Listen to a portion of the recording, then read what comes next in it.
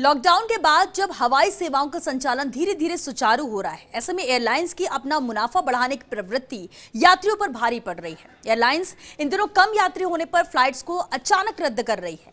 ऐसे में जिन कुछ यात्रियों की फ्लाइट में बुकिंग होती है, उनके लिए परेशानी खड़ी हो जाती है। हद तो यह है कि एयरलाइन मात्र कुछ दिन फ्लाइट चलाने के बाद ही इन्हें बंद भी कर रही है।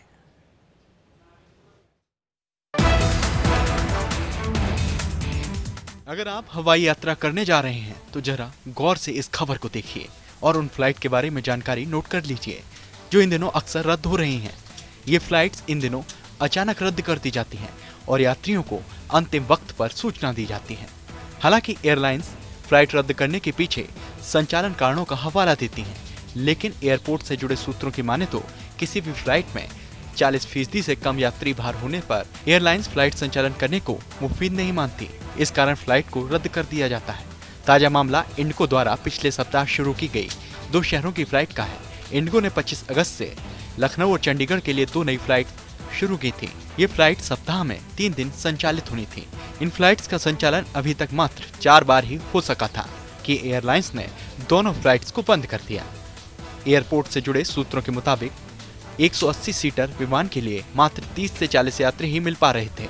ऐसे में एयरलाइंस ने विमान खाली चलाने के बजाय फ्लाइट्स को बंद करने का फैसला लिया। हालांकि जिन यात्रियों ने इस फ्लाइट्स में आगामी दिनों के लिए बुकिंग की थी, उनके लिए परेशानी खड़ी हो गई है।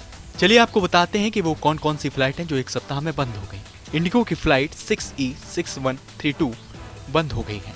लखनऊ से ये फ्लाइट जयपुर पहुंचती थी। जयपुर से सुबह 9:15 पर ये चंडीगढ़ के लिए रवाना होती थी। इंडिगो ने जयपुर रूट पर बंद की है फ्लाइट। अब लखनऊ चंडीगढ़ श्रीनगर रूट पर ही संचालित हो रही है फ्लाइट। इंडिगो की फ्लाइट 6E6133 हुई बंद। चंडीगढ़ से दोपहर 1:05 पर ये फ्लाइट जयपुर आती थी। जयपुर से दोपहर 1:55 पर लखनऊ के लिए रवाना होती थी। अब इंडिगो ने चंडीगढ़ लखनऊ रायपुर रूट पर ही किया है संचालन। इन 2 फ्लाइट्स के अलावा जयपुर एयरपोर्ट से इन दिनों आधा दर्जन ऐसी फ्लाइट्स भी संचालित हो रही हैं जो सप्ताह में आधे दिन ही चल पाती हैं। दरअसल इन फ्लाइट्स में यात्रियों की जब भी बुकिंग कम होती है, एयरलाइन संचालन कारण बताते हुए फ्लाइट्स को रद्द कर देता है। न केवल निजी क्षेत्र की एयरलाइंस बल्कि एयर इंडिया भी इस मामले में पीछे नहीं है। इनमें सबसे ज्यादा आगरा जाने वाली एयर इंडिया की फ्लाइट होती है। एयर इंडिया की सुबह 7:45 पर आगरा जाने वाली फ्लाइट रद्द। एयर इंडिया की सुबह 11 बजे दिल्ली जाने वाली फ्लाइट रद्द। पिछले 2 सप्ताह के अंदर ये फ्लाइट अक्सर रद्द हुई हैं। जयपुर से सुबह 7 बजे अमृतसर जाने वाली स्पाइस जेट की फ्लाइट रद्द। ये फ्लाइट 23 अगस्त से शुरू हुई, लेकिन अभी तक 13 दिन में मात्र 3 दिन ही संचालित हुई। इंडिगो की सुबह 7:15 पर दिल्ली जाने वाली फ्लाइट रद्द। सप्ताह में 1 या 2 दिन रद्द रहती है फ्लाइट।